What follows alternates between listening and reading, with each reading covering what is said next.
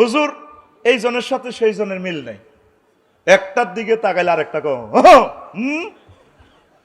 এমন এমন হুজুর আছে অহংকারে মনে হয় যেন তার গায়ের জামা ফেটে যায়। এই দূরত্ব একমাত্র লাঘব করতে পারে মহাগ্রন্থ আল কোরআন।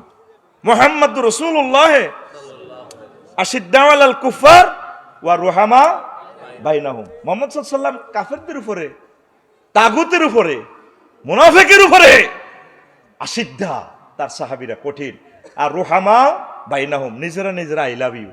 আমরা আলেমেরা একজন আরেকজনের দেখতে পারি না, একটার দিকে আকীদা খারাপ নষ্ট। সাহাবীরাও তো নিজেরা নিজেরা কতলে কাতাল করছে সিফিনের যুদ্ধে। একদিকে সেনাপতি কমান্ডার আম্মা আয়েশা সিদ্দিকা, আরেকদিকে হলো আলী রাদিয়াল্লাহু তাআলা আনহু, জামাতার শাশুড়ি। কি সুন্দর মারামারি করে বিশ্বে দেখা দিছে সিস্টেম হলে শাশুড়ি আর জামাতাও যুদ্ধ করা যায়, তবে তাদের ভিতরে সম্প্রীতি ছিল। আল্লাহর পক্ষ থেকে এগুলো উম্মতের জন্য শিখার একটা কৌশল। তো যখন আমাদের মাঝে কোনো একতলাফ আসবে, ফারুদ্দুহু ইলাল্লাহি ওয়ার রাসূল, কোনো বিষয় একতলাফ হলে তোমরা আল্লাহর কাছে ছেড়ে দাও, রাসূল সাল্লাল্লাহু আলাইহি ওয়াসাল্লামের দিকে দাও। না আমি কি কম বুঝি,